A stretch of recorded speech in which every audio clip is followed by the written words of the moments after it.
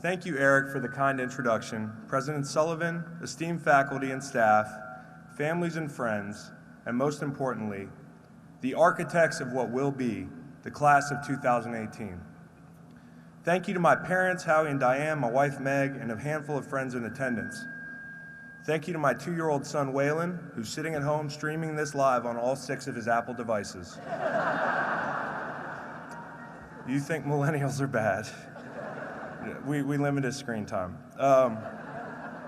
Eric was good enough to highlight some of my athletic achievements. Full disclosure, I was a bit of a slow starter, to say the least. You know, my whole football career, I wanted to carry the ball. I wanted to get the glory. I waited until 7th grade. I got my first carry. I came out of the backfield, and I tripped over a blade of grass for a 3-yard loss in front of all my classmates. At 8 years old, I waited 5 long basketball games to score my first points of the season, and it was on the wrong goal. True story. And here's the kicker. I may be the only Little League baseball player in Charlottesville history to hit a home run and be called out for not touching home plate. Let that sink in. A grown man, an umpire, looked at a kid hit a home run, watched him circle the bases, miss home plate, and he had a decision to make. Is he gonna enforce the rules of the game, or is he gonna let the 12-year-old enjoy his day? Woo. I forgive you though, I'm not naming names, that was cathartic. But if you take one thing away from this speech, it's that if you go out into the world and launch your careers as Little League umpires, and many of you will, wield that power responsibly. I did a little reading on who's been tasked with speaking here in the past, and I noticed that last year the president of Columbia gave this talk. Interesting fact about me, and I didn't see this in my bio, Eric, is that I was the president of my fantasy basketball league. And I know President Santos probably has an extremely difficult job, but have you ever had to collect entry fees from 15 NFL football players with ADD? That's intimidating. But when you hear the intimidating and humbling news that you'll be addressing the greatness in this room, and I mean that, what do? After you wonder if you received the invitation in error, you accept it, and then you panic. And then you Google how to write a great speech. Kind of like some of you all write papers. I'm not sure if you do that anymore. I actually grew up on Cliff Notes for the parents out there, physical copies. Google tells me to make eye contact and to speak clearly. One of history's great speakers, Cicero, his key tenets of public speaking underscored knowing your audience. I know that many of you in the crowd are hungover.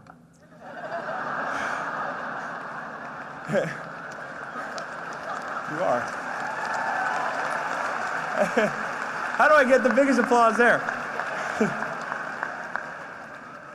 It's the weekend. I see some of y'all sweating and the AC's nice, but I'll keep it as brief as I can. But really, one of the things that was suggested was relating to the room. And what jumped out at me is for the next 48 hours or so, we have one big thing in common. None of us have our degrees. And I'm not proud of that. That's right. It's awkward for me to give you all life advice without that achievement myself. And I wonder what that means. And quite literally, it means that we've experienced a lot of the same things, but you had the resolve or the time to finish. Yet you still voted me to address you, and I am humbled by that. You see, if you admire things I've done, the feeling is mutual, truly. Ironically, one of my favorite quotes is a simple one by Emerson, and I attempt to live by it. But it says, "What you do speaks so loudly that I cannot hear what you say." So thank you for indulging the words of someone who is without what you are rightfully celebrating this weekend, a college degree from this great university. So what does this paper mean? What does it mean to cross this threshold? What is success? A lot of people will tell you that Sunday is a momentous day. It will be. That this is success. And that's true in a lot of ways. You have met a goal. They'll say that after this weekend expires, the grounds will become eerily quiet, and you'll go off in the world as adults. Maybe. Keep that in mind. I believe that this weekend is a marker of completing an experience. This isn't the realization of your potential. This isn't your pinnacle. This isn't a destination. This marker may mean something different to everyone. Some of you may be the first college graduates in your family, and that is awesome. Some of you may be part of a long tradition of educational excellence, and you earned it. Whatever your story is, you should be tremendously proud. But this is just the beginning.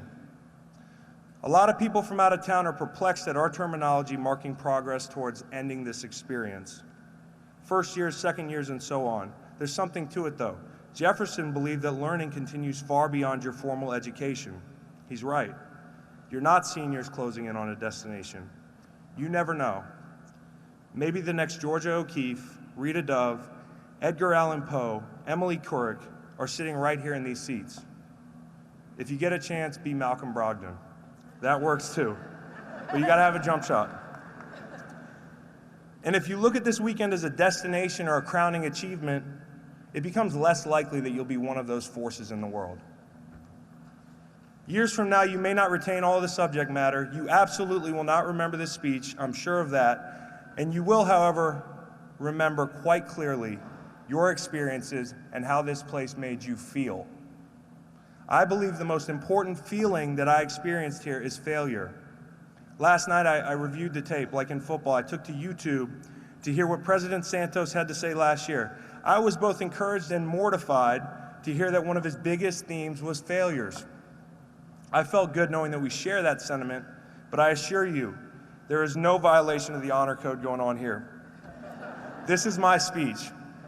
He even quoted Emerson, and I was like, dude, come on. Work with me here, Mr. President. Life is made up of more failures than successes, and so are my remarks. In my experience, there's nothing more valuable than that uncomfortable, sobering feeling in your gut when you hit rock bottom, when you question your purpose and your direction. When I arrived at UVA in the fall of '04, a local kid finding my way, held to high standards. Even with everything at my fingertips, I struggled. I struggled in the classroom, I struggled on the field. I wasn't outwardly a failure, but I was disappointed in myself in many ways. I've never said this publicly, but I almost transferred early on in my UVA career. We all have moments where we feel failure. Nick Foles, who delivered Philly its long overdue first football championship, is suddenly a household name. Eagles fans, where you at? Sorry, E. Nick helped us score 41 points this February on the world's biggest stage, outdueling the greatest quarterback of all time. And the crazy part was, Nick was considered a backup. As the smoke cleared and hundreds of reporters clamored around the podium to hear the most unlikely success story in sports today, talk about success, he did the unexpected. Immediately, the most impactful feeling he talked about was failure. Nick has failed many times. He's been cut, traded, he's been written off, he almost quit football. When someone talks about failure, he said, he listens. He listens because it's authentic, it's relatable. The human condition is woven with the fabric of falling short. One of the most disarming and respectable things about a human being can be owning those failures. Nick also touched on something that I firmly believe in, that one of the things we become most proficient at in 2018 is projecting a highlight reel. Through our conversations, our symbols of status, our holiday cards, and especially social media, it forces us to look at our peers and the people around us through a lens of unrealistic favorability. We constantly imagine what it'd be like to be someone else, living their perfect life. I do it too.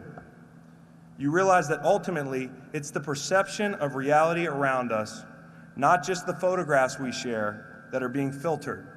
And I prefer Valencia as a filter. It brings out my eyes. So,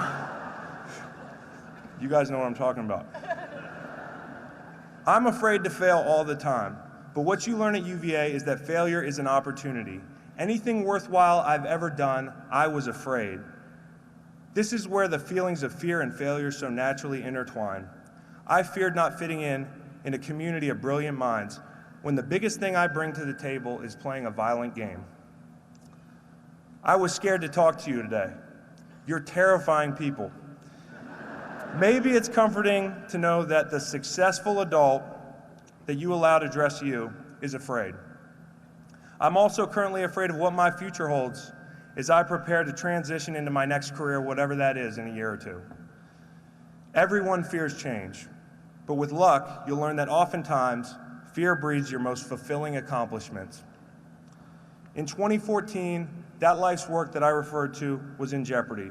I'd had a lot of good days, individual successes throughout my 8 years as a member of the St. Louis Rams. But on this day, following 2 years of injuries and bad luck, I got the dreaded call.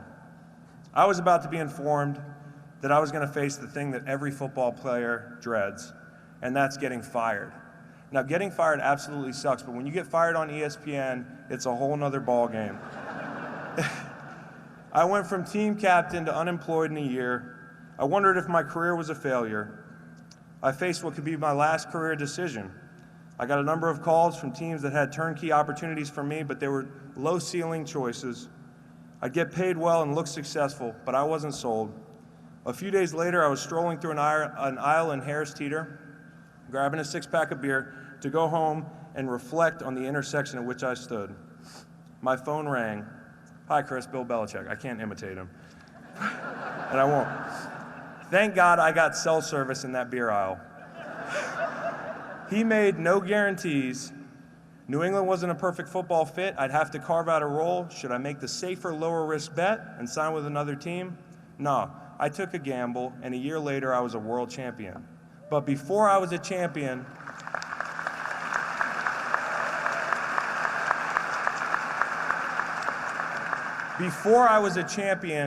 I failed, and I was afraid. You learn that the most worthwhile exercises are preceded by this very human phenomenon. Fear, marriage, parenthood, career decisions, speaking your mind on issues that are important to you. I challenge you to welcome fears and fail from time to time. Mark Twain said, "Courage is resistance to fear, mastery of fear, not absence of fear." It's comforting to think that some of my favorite fearless historical figures are often misclassified as fearless. They fear, but they master it. Fear nothing is a bad bumper sticker. It's a cut-off t-shirt. That's all it is. And I, for instance, have a healthy fear of whoever's driving that car wearing that t-shirt. Fear is, in fact, a part of our genetic makeup. Animals are born with an innate, healthy sense of fear developed over eons in order to stay alive. Fear dictates much of their day, and rightfully so. Human beings have healthy fears as well. We'd all be wisely afraid to run out in front of the horses at Foxfield. I don't know if any of y'all have tried it. It's a bad idea. Good thing we have fears like those. But somewhere along the way, the important thing is that people have succumbed to fears ingrained in us by societal pressures. This achievement has afforded you a certain standing. It's given you a kind of safety net. I hope that you'll consider testing it out from time to time, not out of complacency or laziness, but because you take bold chances. Life's most fulfilling journeys begin with this basic evolutionary and sometimes socially constructed feeling. We all know that this place can humble you. The world isn't much different, but you got a head start because of what you experienced here. I hope you realize that just as you aren't wholly responsible for the temporary feeling of failure, you aren't the sole owner of your successes either. Many of the people who altered your course for the better or gave you a little bit of extra encouragement are by your side this weekend. Tell them you love them and you appreciate them, and not just when the weekend ends. For all the successes in this room, we often fail that course. I think about my college head coach, Al Groh, who's empowered me at every turn in the road. He didn't always tell me what I wanted to hear, but it was often what I needed to hear. Before this past season, I needed a little nudge of encouragement. I was burnt out. I was thinking about quitting. More than 10 years after we parted ways as coach and player here on grounds, there he was, sitting in my kitchen for 2 hours, telling me why I should follow through and give it one more year. His advice altered my course. A simple nudge gave me one of the best years of my life. These are the type of people you meet here at a special place like this. Thank you, I'll grow.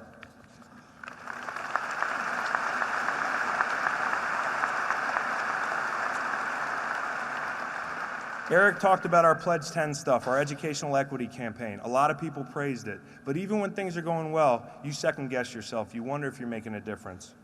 I'll never forget one interaction, though, that made me feel validation and motivation. I was walking downtown, and I run into a guy, an honest working man with a platform much smaller than mine.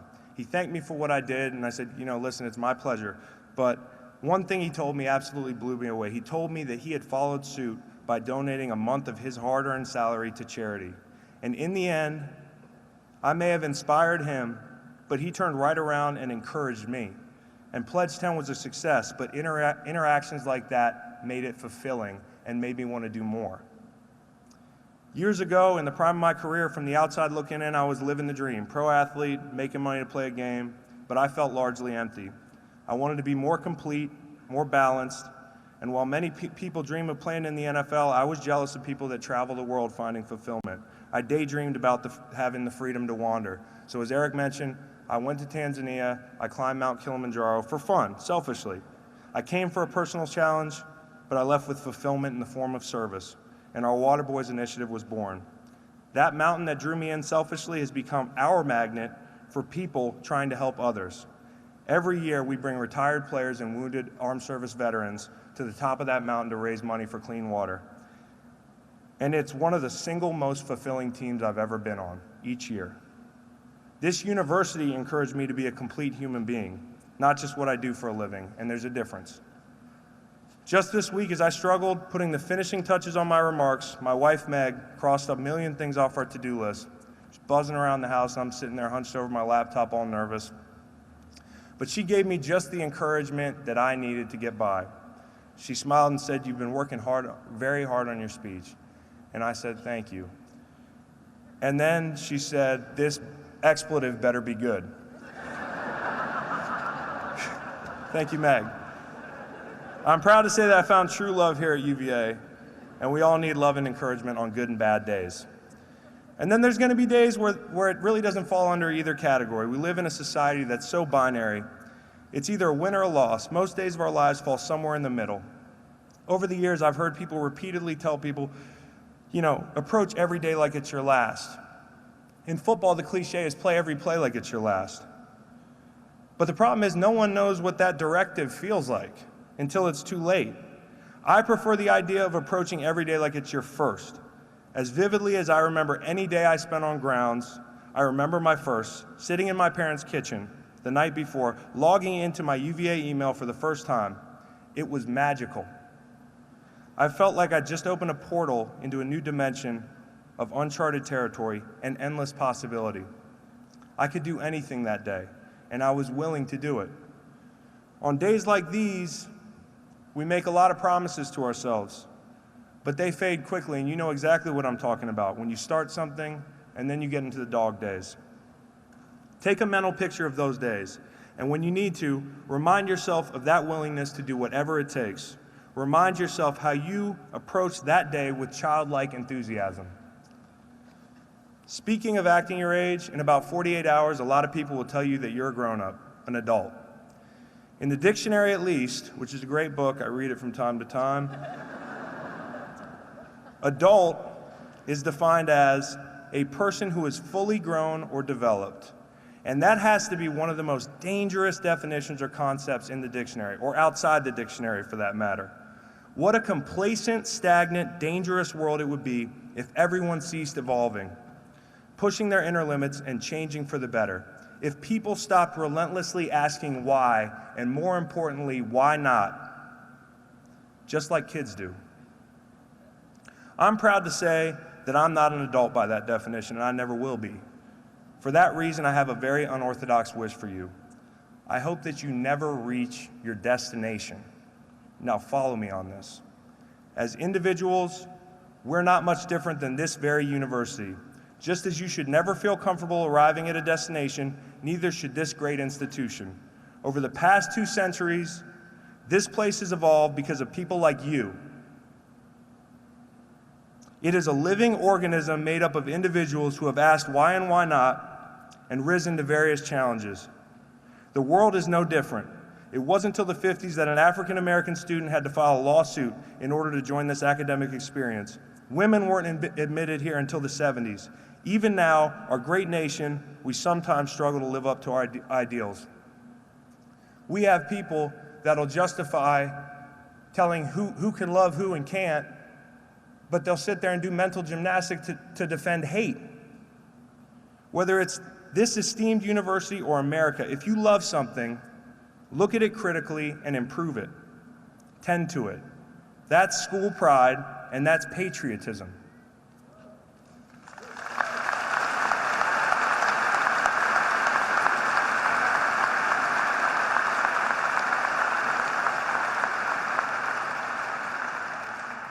Progress is not self-sustaining. Complacency is widespread. Hatred is rampant. What descended upon our community this past August shows loud and clear that we haven't progressed as far as we think. And it's a reminder that in times like these, we need people that will rise to the challenge and stand in the storm that's raging between right and wrong, not sitting back and saying, he's got it, she's got it. We need more people saying, I got it. And there are plenty of you in the crowd.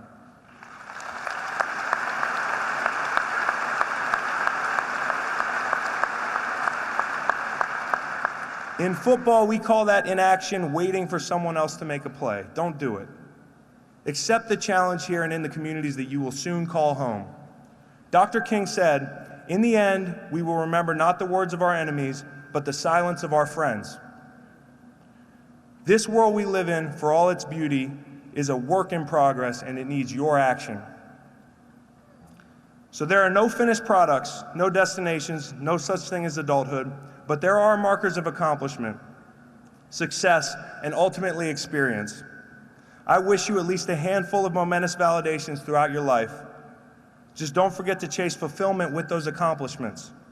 Something society deems measurably successful we know can be hollow. So what's the point? What's the point of this threshold? What's the point of any validation? If you're really lucky, you get 100 years on this planet and the clock's already ticking.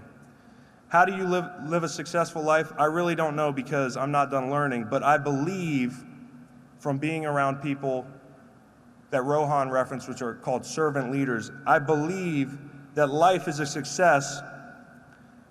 Life is a success if it's defined less by these markers and validations than it is defined by how you make people feel for having known you.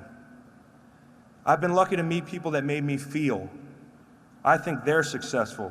I used to be envious of musicians and artists. I wish I could sing like Chris Stapleton or paint like Magritte. But somewhere along the way, I realized that your occupation or your standing in society doesn't preclude you from making people feel. Every day, every interaction, every time the world gives you a good break, you have an opportunity to reach out, encourage, and empower. You may be a speck on a rock hurling around the sun at 67,000 miles an hour. I had to Google that. And it may make you question the gravity of your good deeds. The truth is that no opportunity to impose your will for good is too small. Sunday, you'll receive your well-deserved, hard-earned piece of paper that signifies this experience. But you don't need it. You are your degree. You are the wonderful collection of experiences. You are Charlottesville, this community, this university, your peers, your professors, your doubters, your support system. You are where you came from, who you met along the way, and how they made you feel. You are an energy composed of the sum of your parts, your experiences. And what an experience this has been. In a way, you're nearly 200 years of the energy gathered right here at the University of Virginia. And in turn, this university is composed of your energy, today and going forward. 2 centuries of triumphs and failures, love and heartache, collaborations, trial and error, and even days that were unremarkable on the surface. All that energy is not in vain. It's here in this room now. It's palpable. It's as real as your degree. So go spread that energy. Go spread that experience. Make people feel so empowered, so hopeful, so worthy, and so good for having known you and seeing your resilience and failure, your humility and success, that they too can be a force in the world. Pass it on, and the branches of this tree will expand and improve the world with the DNA of the University of Virginia in it. This place made me feel failure, fear, success, humility. It made me feel challenged, and it made me feel fulfilled. How did it make you feel? And what are you going to do with it? Congratulations, class of 2018. Wahoo wah.